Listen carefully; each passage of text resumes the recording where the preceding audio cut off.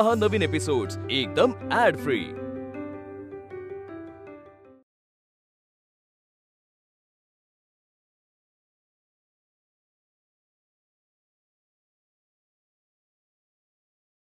अगो बोयो, कशाला वाद वाढवतेस आता? आता ह्यांना यांचे पैसे मिळालेत ना, मग ह्यांनी गायला गोठ्यात बांधून यायलाच हवं।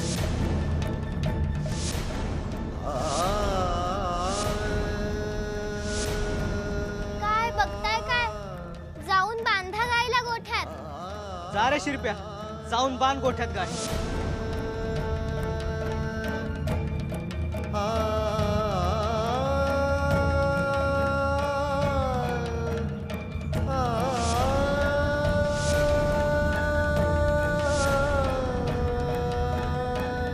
चल भाऊ।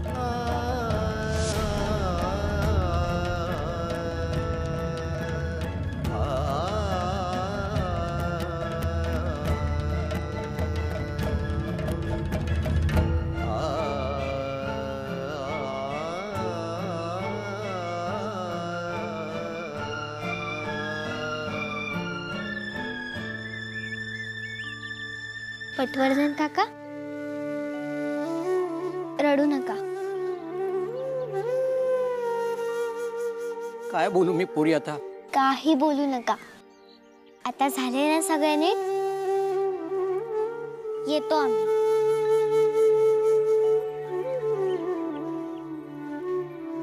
अगं बाई, हे काय? घरी नाही गेलात तुम्ही अजून? अहो, माझी अब्रू वाचवण्यासाठी पोरगी स्वतःच्या होणाऱ्या नवऱ्याशी भांडली।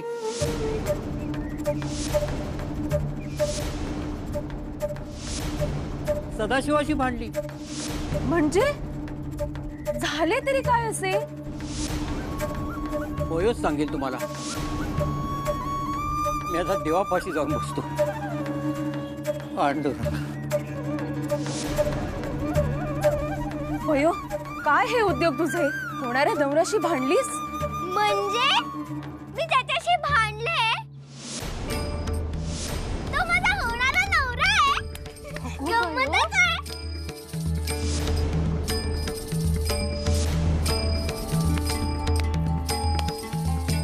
अरे नारायणा नारायणा, कधी अक्कल येणार आहे तुझ्या पोरीस? रोज गणेशाची पूजा करतोस ना, मग शेरभर अक्कल मागून घ्यायची ना या बयोसाठी?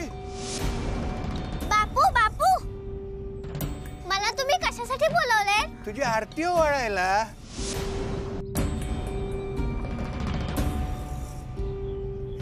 कशासाठी बोलवलेत? वर थोबाड करून विचारते मला। अगं बयो, डोकं आहे का तुझं, का नुसती पेंड भरली आहे डोक्यात? पण झालं तरी काय? ह्या वर तोंड करून विचारते बापू, झाले तरी काय? अगं, सासूने दिली होती ना तुला ती सोन्याची बांगडी, ती परस्पर देऊन मोकळी झालीस। होणाऱ्या नवऱ्या बरोबर उद्धटपणाने वागलीस। पण ते पटवर्धन काका, गप्प बस। रोज एक नवीन कुरापत करून काढते ही पोर। शेणाचे गोळे म्हणू नका, इमामवाडा म्हणू नका। आज काय तर म्हणे समाजसेवेचं भूत अंगी संचारलंय। वरच्या खोलीत डांबू नाही, गुण काही येत नाही अंगी। नर्मदे, घेऊन जा हिला आणि वडाच्या झाडाला बांधून ठेव। बापू नको ना, त्या झाडावर चेटकीण आहे। हो ना, मग नर्मदे त्याच झाडाला बांधून ठेव। ती चेटकीनच हिच्या डोक्यातली सारी खुळं नाहीशी करेल। बापू नको ना। आई, मी काय म्हणते बापू, एक वेळ क्षमा करा ना मुलीला। मी समजवते ना बयोला। तुम्ही तर काय बोलूच नका, तुमच्या लाडामुळे शेफारले बयो। नर्मदे, बघतेस काय? घेऊन जा आणि हिला झाडाला बांध। बापू बापू थांबा ना। नाना तुम्ही तरी सांगा ना। आते आते आते, आता सोड ना।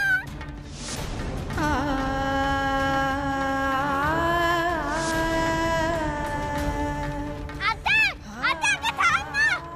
नको ना बांधू मला, चेटकळाच्या झाडावर। आता नको। आता रडून काय उपयोग आहे? अगोचरपणा करायच्या आधी विचार करायचा। नाही नाही, सगुणेला आणलेच खरे, पण मुलीच्या जातीला शोभत काय? बघ आता शिक्षा. आता ही इथे काय करतेय? काय गो, डोळे मिटून काय समाधी लावतेस की काय? मी चिटकिनीची वाट पाहतीये.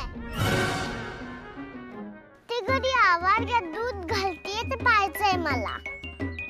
अगो बाई, खरंच की ह्याच्यात दूध आहे.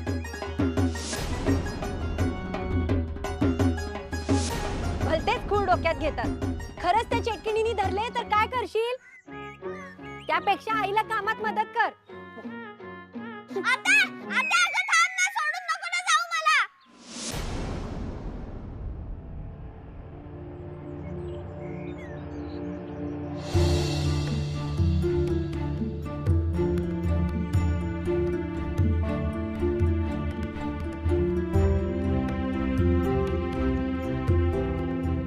बापू भाऊजी, मुलांना वळण लावायचे असेल तर प्रसंगी कठोर व्हायला हवे याबद्दल दुमत नाही हो,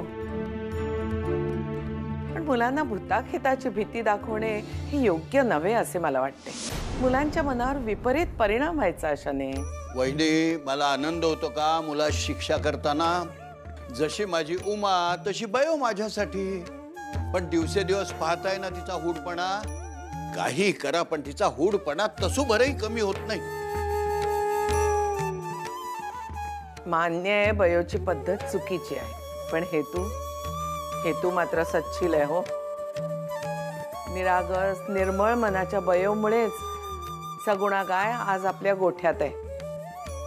पटवर्धन आपले शेजारी, पण त्यांच्यासाठी बयोने दाखवलेला उदारपणा याला काय म्हणावे आपण? वहिनी, मुलीच्या असल्या गुणांची लग्नाच्या बाजारात किंमत होत नाही.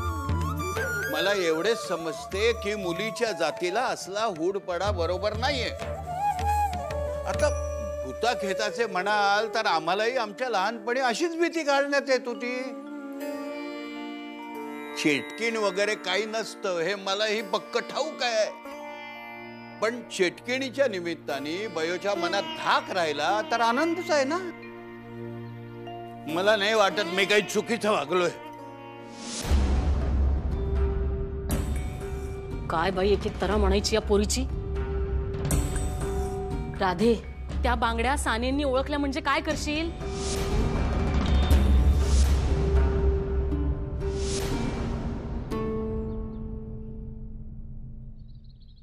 अगो बाई, चकली घेऊन कशाला फिरतेस? अहो सासूबाई, चकली नाहीये ती, सोन्याच्या बांगड्या आहेत ह्या. मग बघायच्या काय त्या? अहो, या माझ्या बांगड्या आहेत आणि कालच मी देऊन आले होते परचुऱ्यांच्या बयोस. सासूबाई, आठवते का? या बांगड्या तुम्ही दिल्या होत्यात मला माझ्या लग्नात. असे? हो. ते तुझ्याकडे परत कशा आल्या? परसुऱ्यांना आवडले नाही का? लग्नाआधी दागिना दिला तो. छे, न आवडायला काय झाले? तेच म्हणते. शकुंतलेची अंगठी जशी मोठा प्रवास करून शेवटी माशाच्या पोटात मिळाली, तशी ही बांगडी पटवर्धनांच्या गायीकडून मिळाली. पटवर्धनांची गाय? अगो, पण तिचा काय संबंध? काय संबंध म्हणजे? तुमच्या सदाशिवाचे प्रताप. काय? वसुलीसाठी गेला होता तो. जे जोशांच्या बाबतीत त्याने केले ते पटवर्धनांच्या बाबतीत बयोने केले. म्हणजे मामांजींनी चांगली कान पिळणी करून त्यास धाडले होते वसुलीस. जोशांसारखा प्रकार केला असतो याद राख असेही बजावले होते. तेव्हा वसुली झाली नाही म्हटल्यावर सदाशिवाने गाय घेतली आणि निघाला. पण तेवढ्यात तिथे बयो टपकली.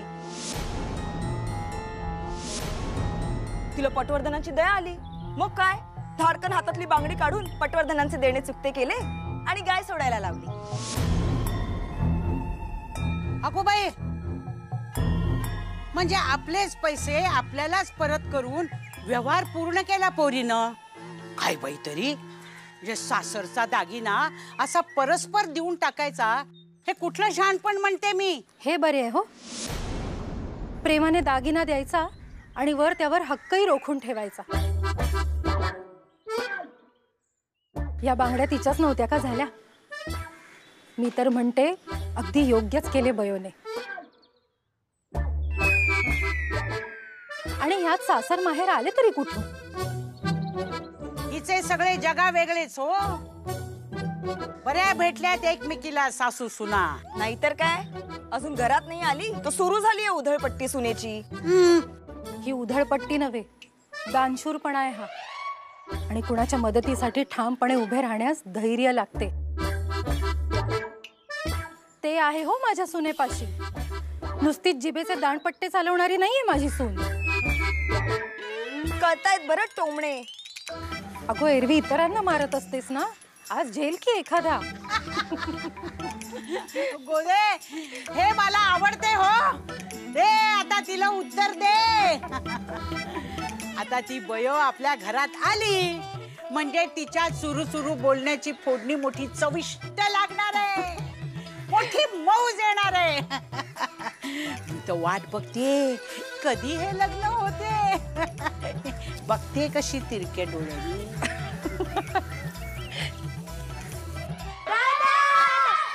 अरे हो हो हो, अरे हो हो हो, अरे थांबा थांबा, काय झाले? दादा दादा, बयोताईला झाडाला बांधून ठेवले आहे. तू काहीतरी कर ना. आम्ही सांगायला गेलो तर कोणी ऐकणार नाही. माझे तरी कोण ऐकणार आहे? बोलून चालून मी आश्रित. म्हणजे तुम्हाला नाही समजायचं. पण दादा, तूच काहीतरी केलं तर बयोताई वाचेल, नाहीतर झाडावरची चेटकीण तिला खाऊन टाकेल. कोणत्या चेटकीणीने तर मार्गात दूध टाकले. बरोबर, मी तेच सांगतोय. हे बघा, चेटकिणीत पण प्रकार असतात आणि ही चेटकिणी चांगली आहे. उलट ती तुम्हाला मदत करेल. त्यामुळे बयोला जाऊन सांगा, घाबरू नकोस. जा जा जा जा जा जा जा जा. चेटकीण चेटकीण समोर ये. चेटकीण चेटकीण समोर ये. चेटकीण चेटकीण समोर ये. सकू अगं गप्प बस ना, भीती वाटते मला. चेटकीण आले.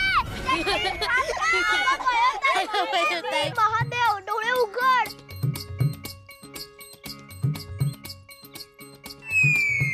अरे देवा, किती घाबरले होते मी.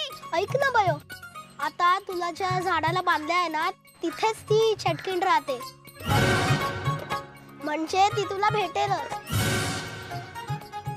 आणि ती चांगली आहे कारण तिने दूध दिलं आणि ती आपल्याला मदतच करेल. हो, तेव्हा ती चटकीण दिसली की आपल्या सगळ्यांसाठी खूप खाऊ मागून घे. खाऊ तर मी मागणारच आहे, पण सांगणार आहे माझं लग्न नको होऊ दे. लग्न मोडायला सांगणार आहेस का? अरे थांबा, सांगते. माहितीये का, तो आपल्या पटवर्धन काकांना त्रास देत होता. वसुलीसाठी त्यांची गाय नेत होता. गाय? हो, पण मी सोडवली ती गाय. भांडले त्याच्याशी, पण तोच माझा होणारा नवरा आहे हे जर माहित असतं ना आधीच, तर खूप भांडले असते. ते जाऊ दे, तुम्ही मला सोडवा ना इथून गपचूप. पण काका आजोबांना कळलं तर ते आम्हाला जास्त शिक्षा करतील. शेतकरीनी ठरवलं असं सांगू की आपण. सोडवा मला सोडवा. सोडवतो ना.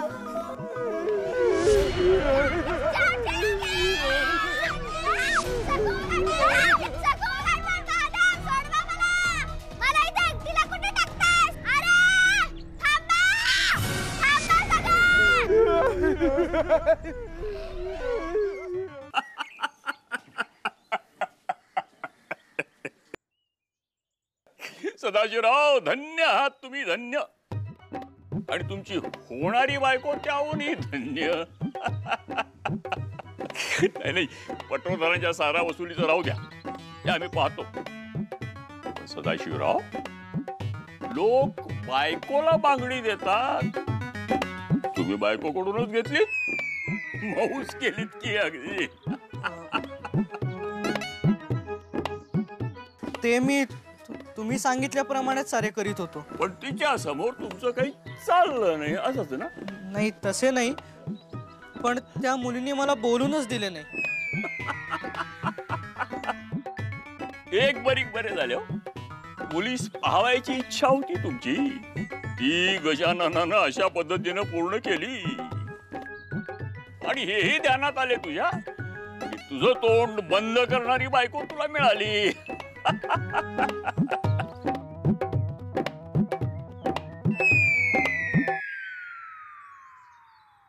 एकदा लग्न होऊन ती घरी आली की तुझंच तोंड चाललं पाहिजे, तिचं नाही. नारायणा, लक्षात येतंय का रे काही? गोदे, येणाऱ्या सुनेस वेसण घालायला हवी. नाही, घरातल्या बाईनं उंबऱ्याच्या आत राहिलं पाहिजे.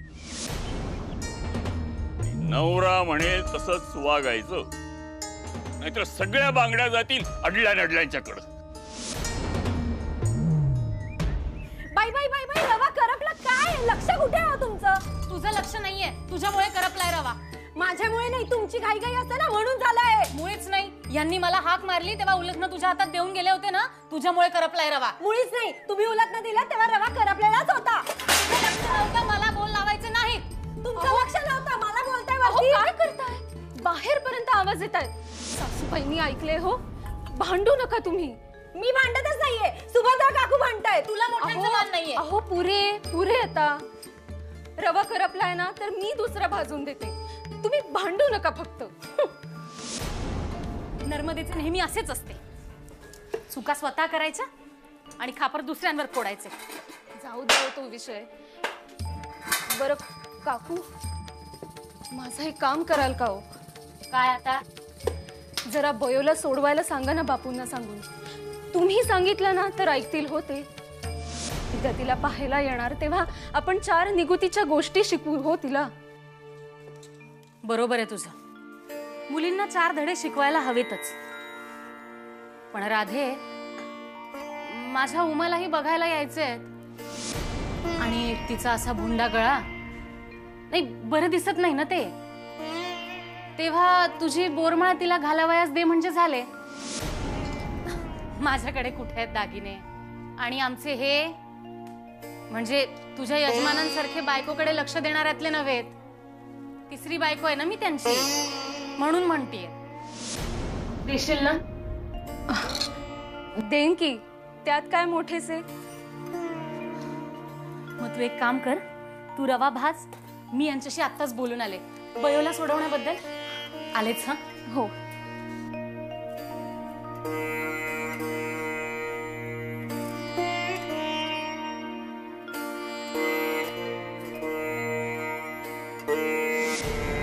मुळीच देऊ नका दागिने. हो, सगळे ऐकले मी. इतके वर्ष सुभद्रा काकूंना पाहताय पण ओळखलं नाहीत त्यांना. काय तर म्हणे दागिने नाहीत ह्यांच्याकडे. बापू काही यांना लंकेची पार्वती करून ठेवतील, पण ह्या आपले दागिने कणगीत लपवून ठेवतात. आणि कोठीकराच्या किल्ल्या यांच्याकडेच असतात ना. त्यामुळे मी तर म्हणते तुम्ही तुमची बोरमाळ मुळीच देऊ नका. अहो, हे काय माहित नाहीये का मला? पण आपण हे उमेसाठी करायचं हो. झाले करणेचा अवतार. हे पाहिले, अर्धवट काम टाकून गेलं या. आता कोणी करायचं हे? आम्ही. त्यांना नुसतं बोलायला येतं.